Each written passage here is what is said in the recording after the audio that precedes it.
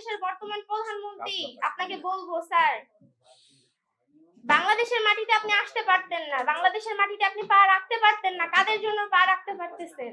আমাদের ভাইয়ের রক্তের জন্য। আমাদের ভাই রক্ত দিছে, এই জন্য আপনারা পারতেছেন, নয়তো পারতেন না। বিদেশের মাটিতে বসে বড় বড় লেকচার ছাড়ছেন যে দেশে আসার পর আপনি শহীদ পরিবারদের খোঁজ খবর নেবেন। কোথায়? আমরা তো আপনার কথার কোনো প্রমাণ পাচ্ছি না। একবারও কি দেখতেছেন এই শহীদ পরিবারদের কি অবস্থা আছে? আমার ভাই যাওয়ার পর আমরা পুরো নিঃস্ব হয়ে গেছি। এই যে আমার দুঃখিনী মা কোথায় কোথায় যায়নি, ঢাকা মেডিকেলে কয়েকবার গেছে আমার ভাইয়ের লাশটা পূজার জন্য। আমার ভাইয়ের লাশটা কোথায় ছিল?